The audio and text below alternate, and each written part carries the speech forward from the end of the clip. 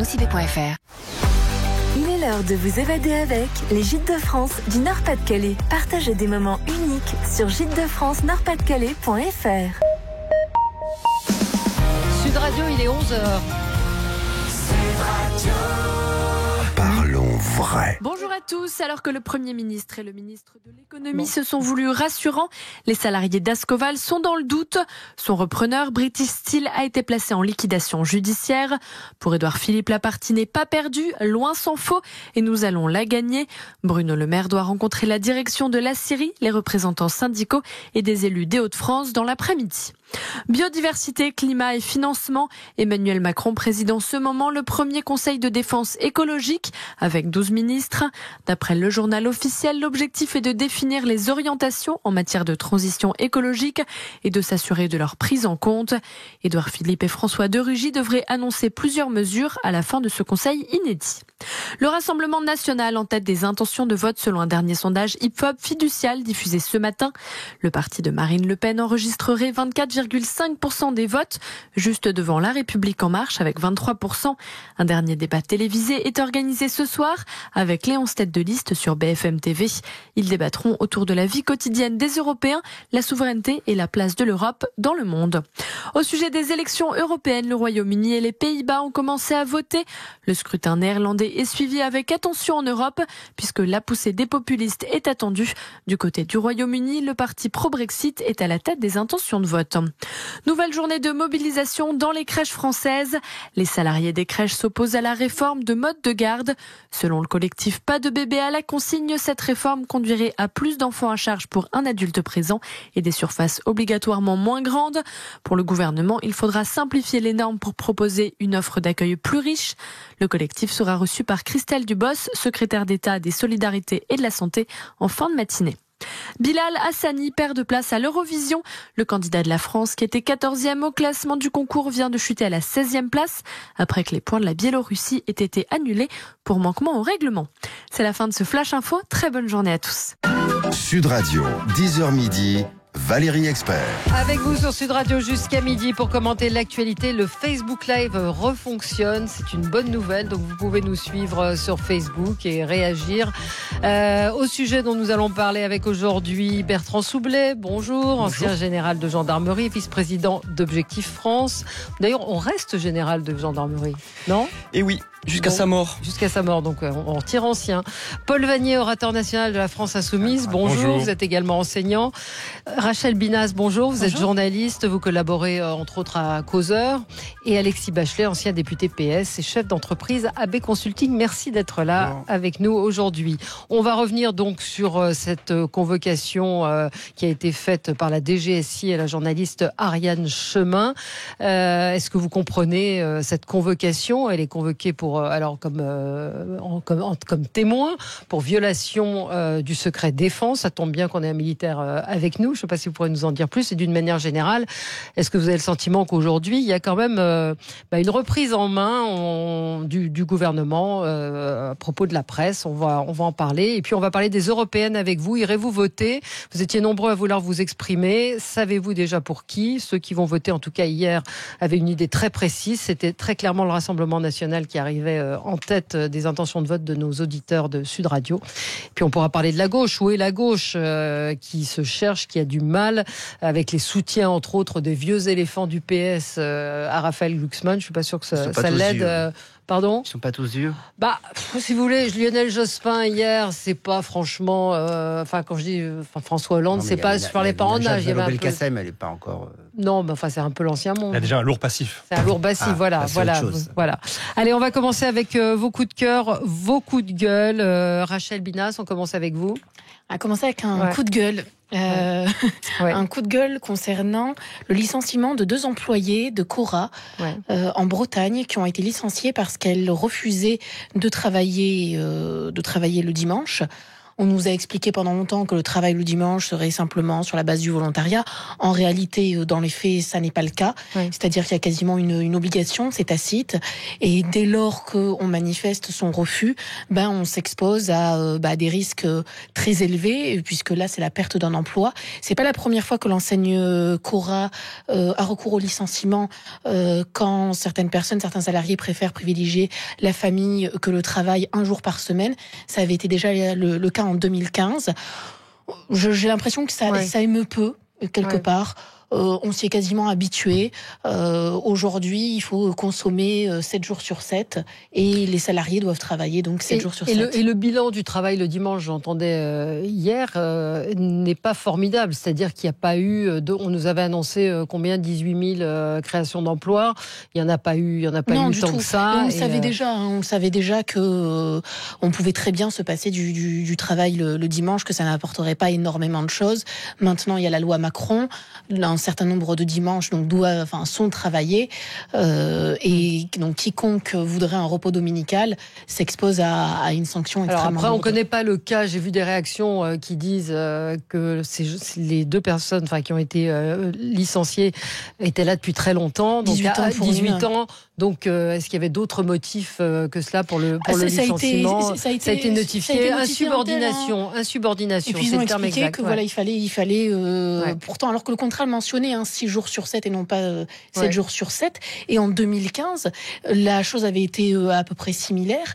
Les salariés avaient signé 6 jours sur 7. Comme ils ont refusé de signer un avenant au contrat pour travailler le dimanche, ils ont été plusieurs à se faire remercier. Ouais, un mot les uns les autres sur Paul Vanier sur le travail le dimanche. Ces grandes entreprises piétinent leurs salariés parce qu'elles sont dans l'illégalité.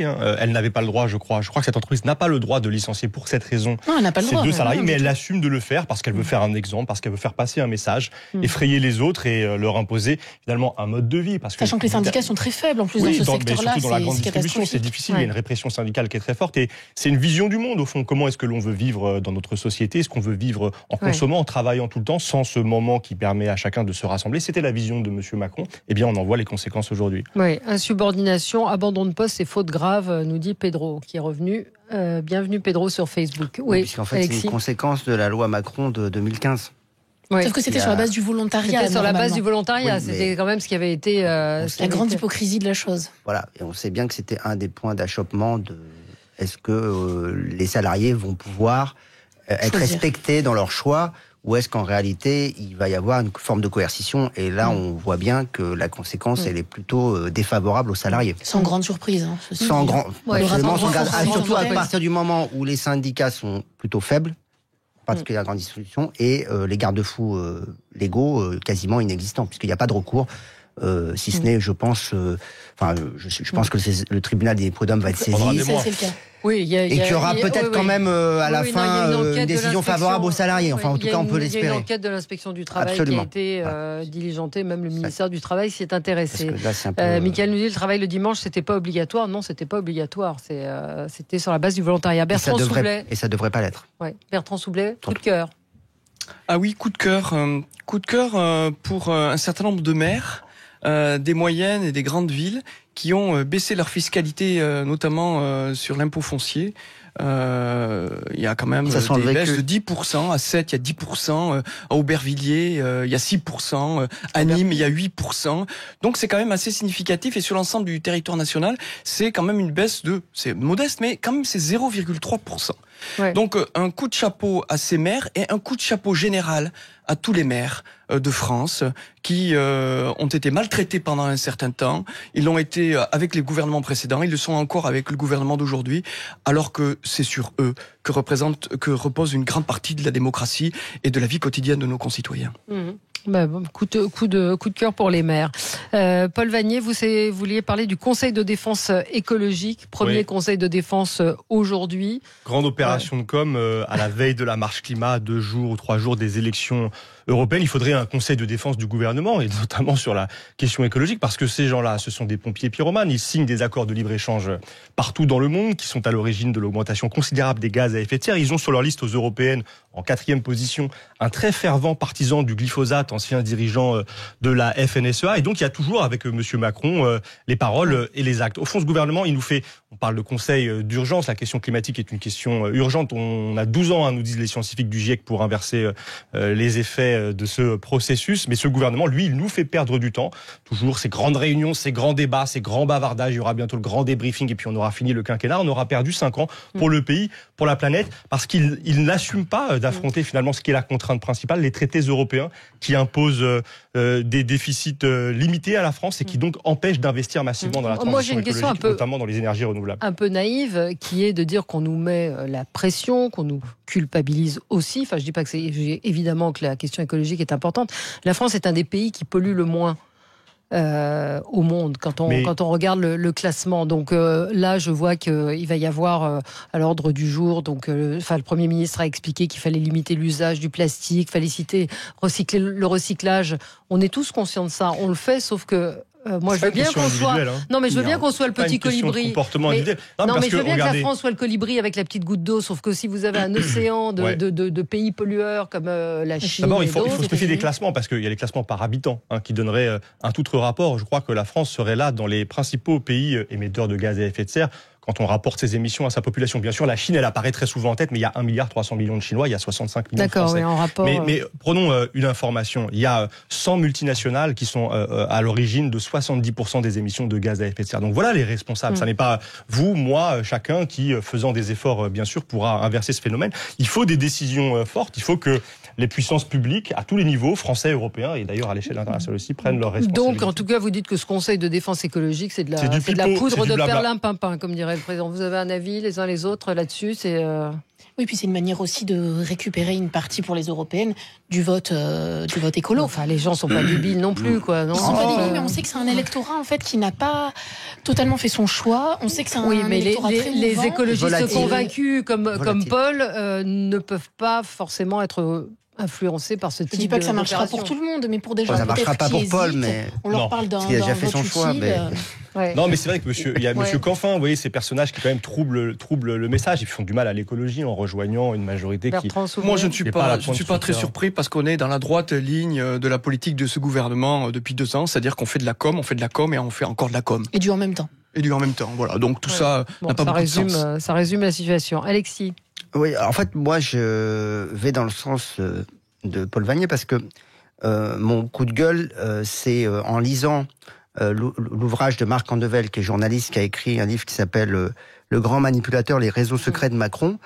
Il y a énormément de révélations dans cet ouvrage, et notamment, moi j'ai découvert, j'avais pas perçu ça à ce moment-là, que la décision de Nicolas Hulot de quitter le gouvernement est liée en fait à la relance du programme nucléaire, et au fait que, alors même que le précédent gouvernement avait imprimé la volonté de redescendre la part du nucléaire dans la production, dans le mix énergétique français, et en particulier l'électricité qui à 80% est nucléaire, et donc de monter la part du renouvelable, eh bien il semblerait que l'actuel gouvernement, l'air de rien, c'est-à-dire sans en avoir vraiment fait ni un débat au Parlement, a décidé d'appuyer sur l'accélérateur de la nouvelle génération de réacteurs nucléaires, notamment les EPR, et avec un montage financier qui consiste à vendre une partie en fait des actifs d'EDF, notamment les barrages, pour financer la relance du programme nucléaire français.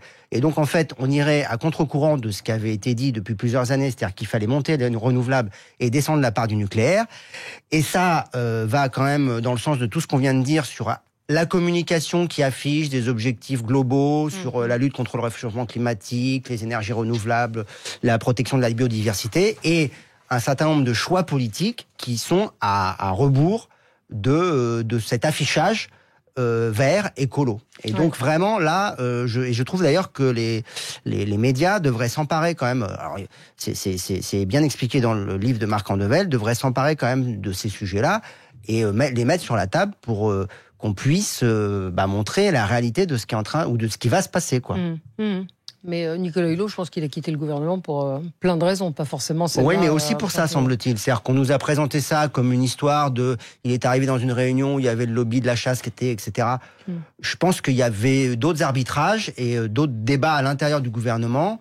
Et d'ailleurs, ce que montre aussi l'ouvrage de Marc Andevelle, c'est que c'est François de Rugy qui fait des annonces, qui passe des éléments de langage sur... finalement, le nucléaire, il faudra... Le livre de Marc Andevelle qui est venu chez Patrick Roger et Cécile de Ménibus, il est passé chez nous, effectivement. C'est un livre qui apparemment dérange beaucoup l'Élysée. Donc ça s'appelle Le Manipulateur et c'est aux éditions... Le Grand Manipulateur. Stock. Aux éditions Stock. Stock, absolument. Allez, on se retrouve dans un instant. Ariane Chemin, journaliste du Monde, celle qui a révélé l'affaire Benalla, convoquée par la Direction Générale de la Sécurité Intérieure pour violation du secret défense. Une journaliste de Quotidien a raconté qu'elle aussi devait être entendue. Dites-nous ce que vous en pensez. 0826 300 300, à tout de suite. Sur Fort.fr. Sud Radio, 10h midi, Valérie Expert. Avec vous sur Sud Radio jusqu'à midi pour commenter l'actualité. Vous êtes nombreux à réagir depuis ce matin. On vous en a parlé hier quand l'information est tombée. Cette journaliste du Monde reconnue, respectée, Ariane Chemin, qui a révélé l'affaire Benalla, convoquée par la DGSI donc la semaine prochaine pour violation. Ça vise plusieurs articles du Monde, mais en particulier la violation du secret défense, puisqu'elle aurait révélé l'identité d'un membre des services secrets. Sibeth Ndiaye, ce matin, la porte-parole du gouvernement, a rétorqué: les journalistes sont des justiciables comme les autres. Hier, c'est une autre journaliste de Quotidien qui dit avoir été convoquée, elle aussi, par la DGSI pour compromission du secret de la défense nationale. Elle a été entendue, elle, parce qu'elle avait travaillé sur les ventes d'armes de la France à l'Arabie Saoudite et aux Émirats Arabes Unis. Qu'est-ce que vous en pensez les uns et les autres? J'ai interrogé moi des policiers qui m'ont dit que c'était quand même relativement rare que des journalistes soient entendus dans le cadre de la violation du secret défense. Vous parlez aux militaires qui sont sur le plateau.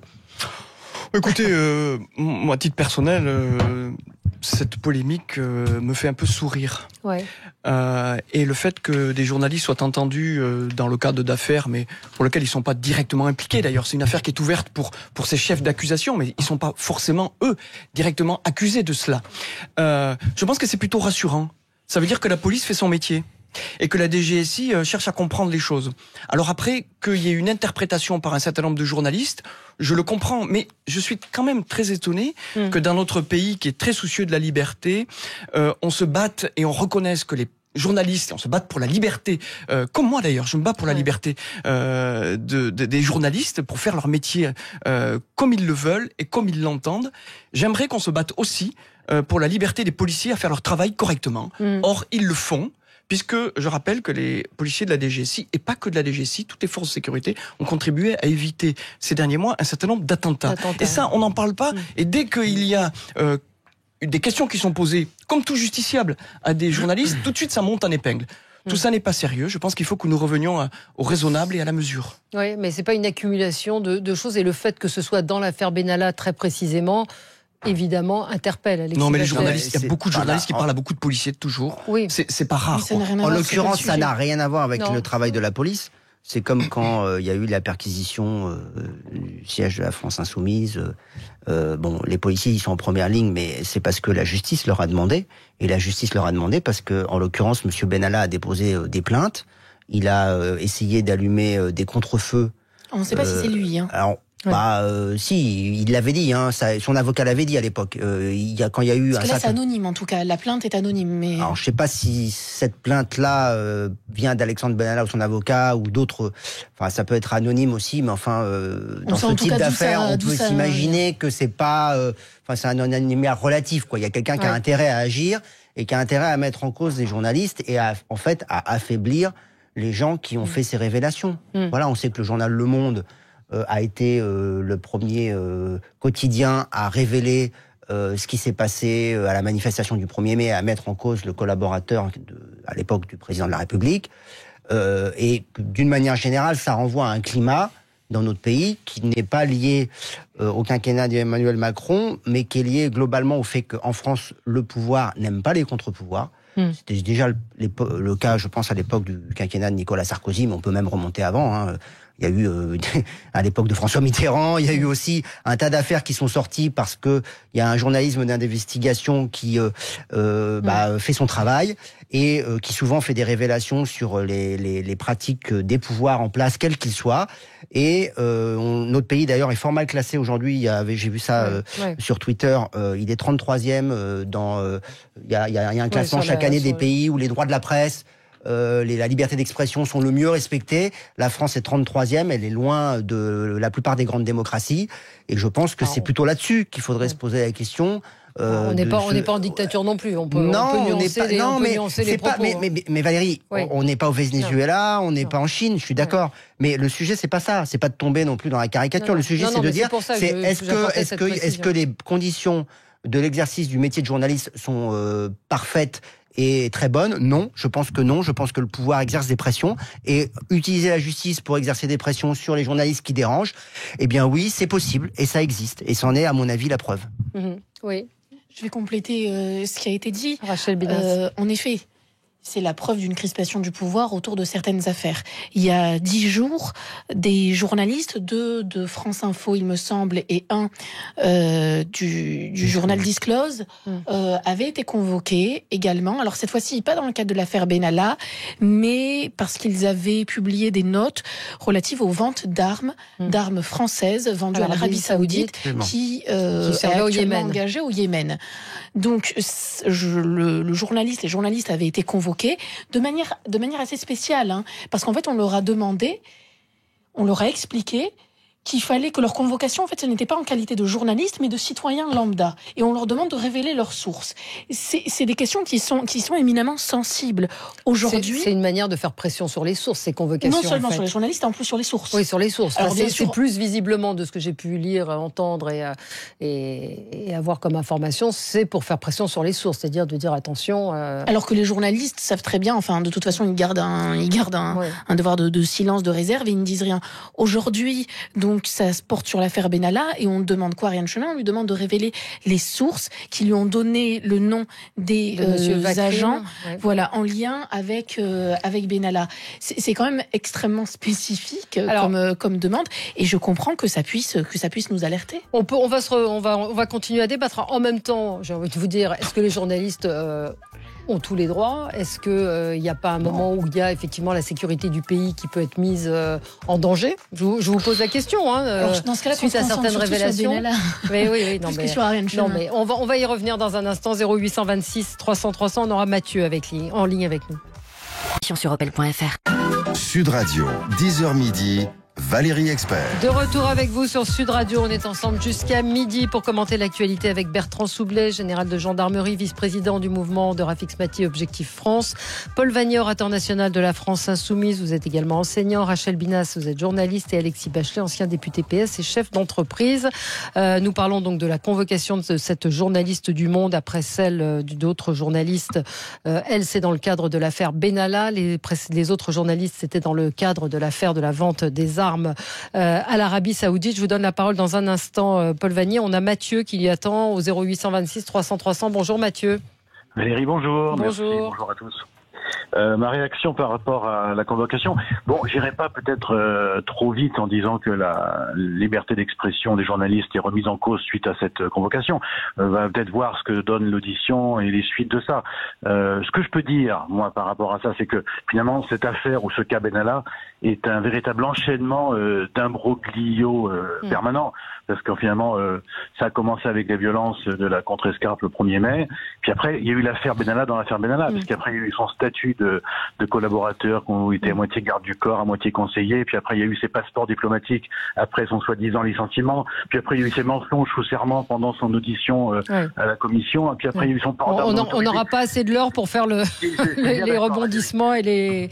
Là, c'est vrai que ce qui interpelle dans cette affaire, c'est qu'une fois de plus, c'est dans l'affaire Benalla. Mais Valérie, juste pour dire un dernier mot, je vais reprendre les propos du président Macron, comme ça je vais pas trahir sa pensée, je vais prendre ses propres dires, quand il disait c'est le seul responsable de cette affaire, c'est moi qui viens de me chercher. Vous vous souvenez? Bien sûr. Ce qui n'est donc pas d'arriver puisqu'il pour l'instant, ce qu'on vient chercher, c'est les journalistes, pénalement. c'est pas le président Macron, quoi. Ouais. C'est facile de dire ça quand on a une immunité. Paul. Non, mais moi, merci je crois Mathieu. En effet, Mathieu a raison. Il faut aller chercher du côté de la présidence de la République. Les policiers obéissent à des ordres qui sont donnés par un procureur. Le procureur de Paris s'appelle Rémi Heitz. Il a été choisi par le président de la République en personne. Et depuis qu'il est arrivé en poste, il diligente toute une série d'actions qui sont tout à fait favorables à Monsieur Macron, peut-être à la protection de ses secrets, comme c'est peut-être le cas dans l'affaire Benalla. Donc moi, il y a un climat. Il y a par ailleurs une évolution de notre état de droit. Madame Chemin, elle est convoquée sur la base d'un article de l'état d'urgence modifié. Je rappelle que les dispositions de l'état d'urgence sont entrées dans le droit commun au début de ce quinquennat avec Monsieur Macron. Monsieur Macron, depuis qu'il est arrivé, porte atteinte à un certain nombre de libertés fondamentales. La liberté de manifester, ce fut le cas, et c'est toujours le cas dans le contexte du mouvement des Gilets jaunes. Aujourd'hui, c'est la liberté de la presse qui est en cause, des journalistes extrêmement nombreux qui sont convoqués. Moi, je suis dans ces circonstances. Je m'alarme, je pense qu'elles sont très graves, qu'il y a non plus une dérive, mais que c'est un gouvernement dont l'autoritarisme est l'une des caractéristiques, et que tous les défenseurs des libertés publiques, des libertés fondamentales, doivent se grouper dans ce moment-là pour dire non, pour dire stop. La dérive est trop importante. Encore une fois, ce sont les fondements de la démocratie, ce sont les fondements de l'information qui sont en cause. C'est donc une alerte pour tous les démocrates. Alors je repose la question, encore une fois, pour essayer de faire le débat, mais est-ce que si une information met en danger l'État, le journaliste, finalement, n'est pas responsable aussi de ce qu'il écrit et de ce qu'il divulgue? Moi, je crois qu'il ne faut jamais choisir entre la sécurité et la liberté, qu'il faut les deux, et que d'ailleurs, nos forces de police, notre armée, nous protègent et protègent nos libertés. Les deux doivent toujours aller ensemble. Dès lors que l'on nous demande de choisir entre sécurité et liberté, c'est qu'il y a un grave problème. Bertrand Soubelet. Ouais, moi je pense que la sécurité est au service de la liberté, contrairement à ce qu'on dit trop souvent dans ce pays, où on dit que les forces de sécurité attentent souvent aux libertés individuelles, ce qui est faux. C'est une lecture qui est polémique et qui n'a aucun sens, parce que moi je l'entends depuis trop longtemps. Et dans cette histoire, je pense que ça vous semble moi je suis pas d'accord avec Paul Vanier, parce que je pense que ça hystérise le débat, et on n'a pas besoin dans ce pays d'hystériser le débat. Je pense qu'il y a effectivement toujours des risques. Il y a toujours des risques pour la liberté de la presse. Il faut être très attentif, mais à ce stade, dans ce que je vois des deux journalistes qui ont été entendus, très honnêtement, on est quand même loin de la dérive. Très honnêtement. Mais est-ce que ça vous semble légitime que cette journaliste soit entendue? Alors, elle n'est pas, encore une fois, elle n'est pas mise en examen, elle est entendue sur un papier qu'elle a écrit. Mais est-ce que ça vous paraît légitime? Moi, à partir du moment où la police estime qu'elle doit entendre quelqu'un, qu'elle le fasse dans des conditions raisonnables, en posant des questions raisonnables, qui n'attendent pas à la liberté de la presse, moi ça me va assez bien. Rachel Binas. C'est une définition très large. Ça serait drôle si ça n'était pas grave quand on entend aujourd'hui, en pleine campagne européenne, le discours de La République En Marche, qui aime à nous répéter, Madame Loiseau, Monsieur Macron, que les risques justement d'atteinte à la démocratie se trouvent sur le plan de la liberté d'expression, des médias, de l'indépendance de la presse, en Pologne et en Hongrie. Au même moment, on a quand même un exécutif qui a envie de rappeler à l'ordre à la fois les journalistes et puis les sources des journalistes. Il y a quelque chose qui relève presque du comique. Oui, comique, je sais pas, mais c'est du paradoxe, oui. Paradoxe, mais... Alors, excusez-moi, je ne peux m'empêcher d'esquisser un sourire quand j'entends le discours, notamment de Madame Loiseau, qui était ce matin invitée dans une chaîne concurrente, et quand je vois cette affaire, il y a un parallèle quand même qui interpelle, et moi, qui me fait doucement sourire quand j'entends les propos de certains politiques aujourd'hui qui nous expliquent qu'il faut se méfier de tel ou tel pays qui ne garantirait pas assez la liberté de la presse. Je dis pas qu'aujourd'hui elle est dans un état grave en France et qu'on est comparable à des pays comme le disait Alexis, comme la Chine ou le Venezuela, mais en tout cas il faut la soutenir. Oui. Ça, c'est ce qu'il y a sur Twitter, je vois quelqu'un qui cite la présidente de l'Union syndicale des magistrats, qui est un syndicat majoritaire, qui dit sur ces convocations de journalistes, donc de plusieurs journalistes, c'est étonnant, je ne sais pas d'où viennent les instructions, mais c'est clairement inédit, je n'ai pas souvenir d'un mouvement similaire. Oui, donc il se passe quand même quelque chose. Attention à l'indifférence, attention à ne pas nous banaliser. Dire bon, c'est une personne ici, c'est cette liberté. Bon, le contexte, attention à ne pas expliquer, parce que au fur et à mesure, nos libertés sont grignotées, elles disparaissent, et nous allons bientôt, si nous n'y prenons pas garde, nous retrouver définitivement cette fois dans une situation où la capacité, par exemple, à nous exprimer sera remise en cause. Je voudrais juste dire que M. Macron est le seul président de la République qui a l'intention de légiférer sur la vérité. Il l'a dit. Il veut nous dire ce qui est le vrai, ce qui est le faux, et il veut que la loi détermine et sépare ce qui est le vrai du faux. C'est une intention quand même qui est stupéfiante et très inquiétante. Non, mais très honnêtement, je pense que j'entends votre discours, mais je pense que vous exagérez. Moi, j'ai une histoire personnelle qui fait que je me suis exprimé publiquement en disant les choses et la vérité, et que je me suis fait sanctionner très sévèrement. Donc, je suis très à l'aise avec ça. Je pense qu'aujourd'hui, compte tenu des deux affaires qu'on vient d'évoquer, il n'y a pas de risque majeur. Il faut toujours être prudent et toujours être vigilant, on est d'accord. Mais n'hystérisons pas ce débat en permanence, parce que on n'a pas besoin de ça dans ce pays. Mais c'est pas nous qui l'hystérisons. En fait, il faudrait simplement que M. Macron, au lieu de se concentrer sur Alain Chemin, gère son poulain Benalla. C'est ça qu'on lui demande, au lieu d'essayer de détourner comme ça l'attention sur les journalistes, qui se concentrent plutôt à régler l'histoire qui est la sienne, en fait, qui est pas celle des journalistes, avec M. Benalla. Je pense qu'on a tort de faire remonter toutes ces histoires à Emmanuel Macron, parce que je pense que lui, il a déjà tourné la page, et qu'il y a des gens autour de lui ou au-dessus de lui qui sont des serviteurs zélés et qui en font peut-être plus que ce que lui souhaiterait. Donc moi, je connais les arcanes du pouvoir. On n'en sait rien du tout. Ouais. Moi, je connais les arcanes du pouvoir. Je les ai pratiqués. J'en ai fait partie. Donc, je sais de quoi je parle. Bon, allez, on va passer à notre autre sujet, donc à propos des européennes. Alors, est-ce que vous irez voter ? Est-ce que vous savez pour qui vous allez aller voter ? Je ne demande pas à Paul Vannier, on le sait déjà. Et puis, à l'intérieur de cette question, c'est quand même la gauche qui est en déroute totale. Alexis Bachelet, vous qui avez été député. Quoi, c'est moi qui dois répondre à cette question. Vous avez été député PS.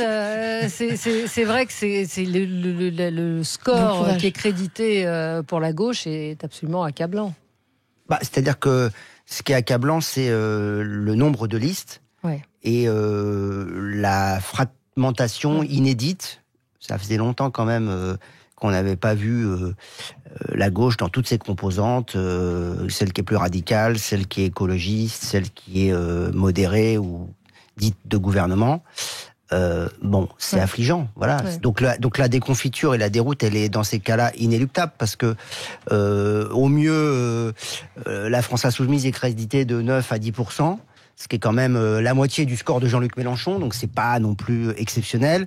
Les écologistes qui d'habitude dans ce scrutin européen arrivent à faire des scores parfois intéressants, là ils sont assez bas, et je parle même pas du Parti socialiste qui est même pas certain de dépasser la barre des 5%, donc d'avoir des élus, et qui est talonné de près par la liste du Parti communiste, qui fait une belle campagne, mais qui n'est pas certain non plus d'avoir des élus. Et je parle même pas de mon camarade Benoît Hamon, qui lui se traîne aux alentours de 2 à 3%, et qui va probablement aussi ne pas avoir d'élus. Donc c'est vrai qu'une fois qu'on a dit ça, on comprend que la gauche est en déconfiture à cette élection européenne, et que d'une certaine manière, les électeurs vont le sanctionner de deux manières. Ils vont le sanctionner en s'abstenant. Probablement, il y a une grande partie des électeurs de gauche qui sont tentés de s'abstenir. Et l'autre conséquence de ça, c'est qu'effectivement, on va avoir la liste du Rassemblement national qui risque d'être en tête à cette élection, suivie de près par la liste de Madame Loiseau, dont effectivement le qualificatif comique s'applique bien à sa campagne, mais qui va quand même faire un résultat. Et tout ça montre qu'effectivement, l'absence d'une vraie dynamique et d'une vraie capacité à proposer une alternative à gauche, suscite au mieux de l'indifférence et au pire du rejet, quoi. Voilà.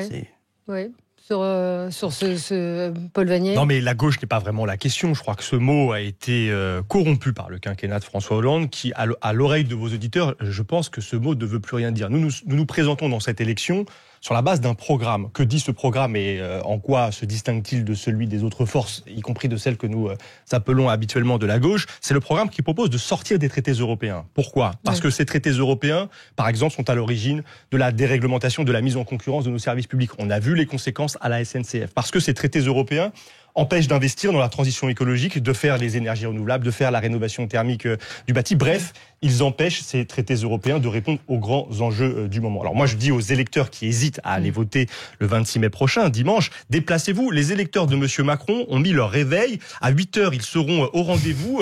Ils iront mettre leur voix dans l'urne comme un seul homme. Et votre voix, que vous soyez ouvrier, employé, agriculteur, vaut autant que celle de votre patron. Elle vaut autant que celle de M. Macron. Ne laissez pas passer l'occasion de dire qu'il y a une alternative dans ce pays au duo la Rassemblement National, la République En Marche, des gens qui sont d'accord sur tout, puis à monsieur Bellamy qui franchement n'est pas un espoir stimulant pour ce pays. Allez, on se retrouve dans un instant, on continue donc de parler de ce vote de dimanche. Est-ce que vous irez voter? Est-ce que vous avez l'intention de vous abstenir ou comme nos auditeurs hier, de punir Emmanuel Macron et de voter Rassemblement National? À tout de suite.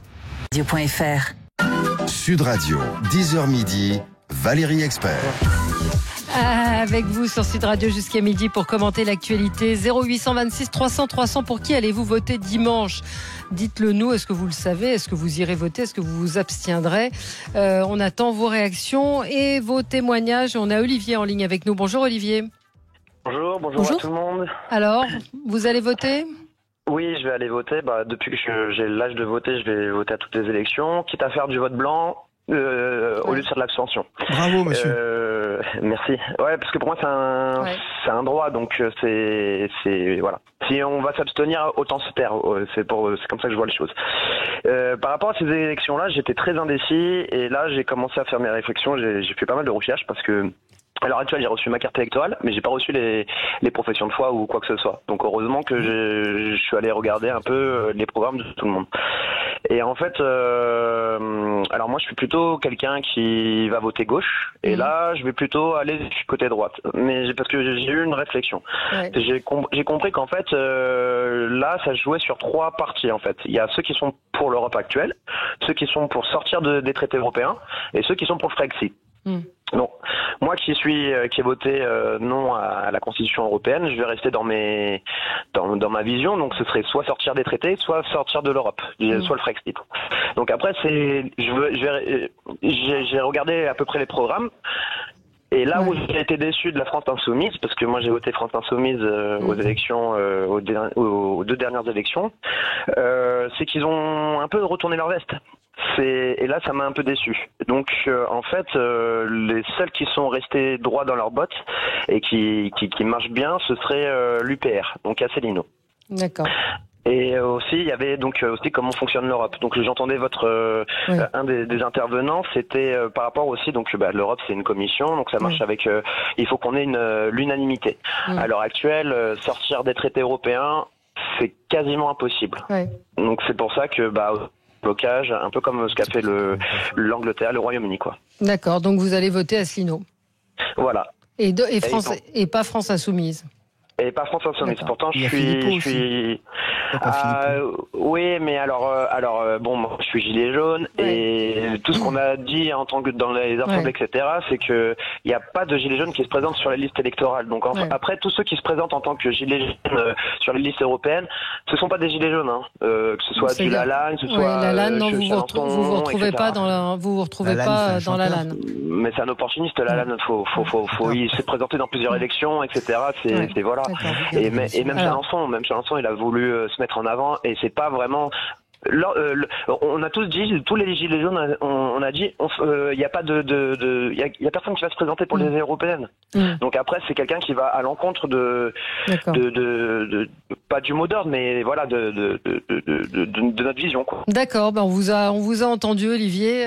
Vous vouliez lui dire un mot, oui, Olivier, Paul Vanier? Je vais essayer de vous convaincre de revenir reviens à la maison de la France Insoumise, parce que nous n'avons pas changé notre position. Nous continuons à dire qu'il faut sortir des traités européens, c'est-à-dire les renégocier. Si nous n'y parvenons pas, nous désobéirons à un grand nombre des règles qu'ils nous imposent aujourd'hui. Mais l'enjeu des élections européennes, c'est d'envoyer des députés au Parlement européen. Ces députés, même s'ils étaient majoritaires, ne peuvent pas, en effet, c'est vrai, il faut le dire, ils ne peuvent pas sortir des traités, ils ne peuvent pas modifier ces règles. Par contre, ils peuvent être des lanceurs d'alerte. Ils peuvent nous dire les dérives graves de cette construction européenne et nous aider ici en France à construire des mobilisations, parce que c'est vrai que ce rapport, cet enjeu de la rupture avec les traités, il ne reviendra en France qu'en 2022, ce sera le moment véritable de ce choix. Donc, ne perdez pas votre occasion de soutenir la liste emmenée par Manon Aubry. Je voudrais juste vous dire que vous le savez qu'à moins de 5%, les listes n'envoient aucun député au Parlement européen. Et je crains donc malheureusement que si vous votiez pour l'UPR, votre voix ne soit perdue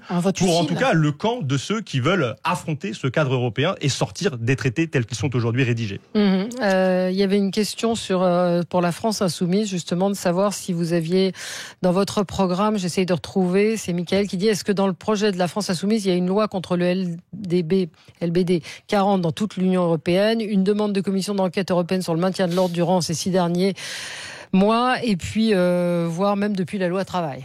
En tout cas, nous l'avons proposé à l'Assemblée nationale. Nos députés ont fait cette proposition. Elle a été rejetée par la majorité. D'accord. Réaction donc sur ce qu'on vient d'entendre. C'est intéressant. Oui. C'est intéressant parce que, en effet, on le voit. C'est une élection. Alors ça, c'est traditionnellement, c'est une élection où on se mobilise. Quand on se mobilise contre le gouvernement en place, en l'occurrence Macron, ou alors de plus en plus au fil des élections européennes contre cette Union européenne-là. Et l'auditeur le signale bien. C'est pas quelque chose qui est propre aux Français en réalité. On le voit en Angleterre. Pendant longtemps, on nous a expliqué que le Brexit, alors soit c'était un manque de pédagogie, on avait mal voté, ou alors tout simplement c'était la conséquence de fake news. Aujourd'hui, le parti qui arrive en tête en Angleterre, si depuis 48 heures les sondages n'ont pas changé, c'est le parti justement pro-Brexit. Nigel Farage. Waouh, exactement. Donc il y a pas de regret. Il semblerait de la part d'une bonne partie des Anglais. Enfin, ils font moins qu'au référendum quand même. Ils sont à 40%. Certes, mais ils sont quand même en tête. Ils sont pas à 52. Très loin en tête, puisque je crois qu'il y a quelque chose comme 10 points qui les séparent du second. Donc là-dessus, c'est vraiment intéressant. Quant à la mobilisation, en effet, elle sera faible en France, très certainement. Il me semble, si je me trompe pas, c'est un sondage IFOP publié ce matin. Qui posait la question aux Français entre Roland-Garros, la fête des mères, les élections européennes ce week-end, quel est l'événement majeur de dimanche, la fête des mères. Ah oui. Oui, non, je pense qu'il y aura une abstention assez importante. Je vois des commentaires aussi qui disent de toute façon tout ça c'est bonnet blanc et blanc bonnet. Il va y avoir une alliance LREM, Front National. Les gens voient des alliances, mais je n'y crois pas. Ça n'arrivera pas. Mais effectivement, ce qui est intéressant, je pense, dans tout ce qu'on entend, et moi je ne vais pas jusqu'aux extrêmes de la France insoumise, c'est comment dirais-je, le fait de sortir des traités, de sortir de l'Europe, tout ça ne me semble pas réaliste. En revanche, je crois qu'il y a un véritable enjeu important, c'est que nous devons organiser la résistance par rapport à ce qui ne fonctionne pas dans l'Union européenne, et nous n'avons aucune capacité de résistance, et nos parlementaires actuels n'ont aucune capacité de résistance devant les directives de l'Union européenne. Donc quelle est la solution ? La Cour européenne des droits de l'homme qui parfois nous impose, nous condamne. Eh bien, il faut résister. Il faut dire oui, on comprend ce que vous voulez dire, mais ça ne correspond pas exactement à notre projet de société. On y viendra peut-être un jour, mais pour l'instant, on va différer. Beaucoup de pays font ça. Il n'y a que nous qui sommes les bons élèves, qui non seulement allons dans le sens des directives de l'Union européenne et puis parfois de certains arrêts de la Cour européenne des droits de l'homme, juste pour choisir ces 2 exemples-là, et nous en rajoutons une couche par notre administration. C'est-à-dire qu'on va au-delà de ce qui est demandé. Et on fait les bons élèves. Arrêtons d'être les bons élèves de l'Europe. Mais comment on résiste Eh bien, on résiste en faisant comme avait fait le général de Gaulle. C'est qu'à un moment donné, si on n'est pas d'accord, on n'y va pas. Et on dit la France n'est pas d'accord. Et comme la France, c'est 65 millions d'habitants, pays fondateur au cœur de l'Europe, eh bien, le reste des pays européens seraient obligés d'accepter de revoir un certain nombre de choix. Et c'est de ce point de vue-là, ce qu'il faut dire aux gens qui sont tentés par le Frexit, c'est que le Frexit est quand même une énorme fumisterie. D'abord, parce que ça remettrait en cause des votes au suffrage populaire. Je rappelle que le traité de Maastricht a été adopté par le peuple. Oui, mais le TCE le Frexit, ça remet en cause tous les traités qui ont été ratifiés, alors certains par les parlementaires, mais d'autres par le peuple. Et donc, ça veut dire qu'on sort de l'euro. Donc, ça veut dire qu'on rétablit des contrôles frontières, on remet des visas, les marchandises. Ça veut dire qu'on dévalue la monnaie. On peut dire aux gens, on peut dire, vous savez, c'est très simple de sortir de tout ça. Regardez, d'ailleurs, on a vu depuis le Brexit que c'était pas si simple que ça. Les Anglais, je le rappelle, n'étaient pas dans la monnaie unique. Donc imaginez, c'est déjà compliqué quand on n'est pas dans la monnaie unique. Alors imaginez quand on est intégré dans la monnaie unique, ce qui est le cas de la France. Revenir aux francs, ça voudrait dire ensuite dévaluer, ça veut dire baisse des salaires, ça veut dire renchérissement de tout un tas de produits. Enfin, objectivement, les gens qui sont dans cette logique-là, je comprends, c'est une facilité intellectuelle. Dire on n'est pas satisfait du fonctionnement de l'Europe, on n'arrive pas à changer les traités, on n'arrive pas à obtenir ce qu'on veut, donc on n'a qu'à tourner le dos à tout ça. C'est une fumisterie, voilà, il faut simplement le dire. Alors, M. Asselineau est très sympathique, qui dit plein de choses, mais il n'y a pas la moitié de ce qu'il dit qui est sérieux. Ce qui est sérieux, effectivement, ce serait de dire, pour ceux qui veulent réorienter le cours de la construction européenne, c'est il faut revoir les traités, il faut éventuellement aller au bras de fer et à la crise, ce qui a déjà été le cas sans que la construction européenne s'effondre. Voilà, le problème, c'est qu'aujourd'hui, on a une classe politique qui manque totalement de lucidité et de courage, et qui, dès qu'ils arrivent au pouvoir, même quand ils tiennent des discours, moi je me rappelle de ce que disait François Hollande avant, je le dis volontiers parce que je l'ai vécu. Parce que je l'ai vécu de l'intérieur, comme disait le général tout à l'heure. Et donc oui, il y a des renoncements qui sont aujourd'hui pas acceptables, et c'est là-dessus qu'il faudrait travailler. Mais à qui faire confiance? Comment vous faites confiance à des gens qui font des promesses et qui les tiennent pas après? Ça fait 40 ans que ça dure. Bah oui, Emmanuel Macron, là-dessus, on peut pas lui faire grief de ça. Et il a toujours dit, moi, je vais dans l'Europe pour me mettre dans les chaussons de Bruxelles et dans les Charentaises et continuer des choses qui n'ont pas fonctionné. Donc ça montre bien qu'il faut compléter cette ambition de rupture par une réforme démocratique profonde. Il faut que nos élus soient responsables au cours de leur mandat. Nous proposons le référendum révocatoire, par exemple. Nous proposons le référendum d'initiative citoyenne. Ce sont des instruments pour rétablir de la confiance et revivifier nos institutions démocratiques, celles de la 5e République. Mais attention à ne pas tomber dans le syndrome Francis Lalanne. Mais c'est pas moi, j'ai vu Francis Lalanne hier dans les... C'est une nécessité. Il ne répondait à aucune question sur aucun sujet. En disant le RIC. Mais attention, on peut aller jusque-là. Certains gilets jaunes disent on n'a qu'à faire du RIC à tous les étages. Oui, mais aujourd'hui, c'est le référendum et c'est la camisole de force sur notre démocratie. C'est pas une solution non plus. Allez, merci à vous. Merci à vous. Pardon, Frédéric, on n'a pas pu prendre, mais je pense qu'on aura l'occasion d'en rediscuter avec vous. 0826 300 300, c'est le numéro de Sud Radio, et vous retrouvez dans un instant André Berkoff. Merci à tous les quatre. Merci. À demain.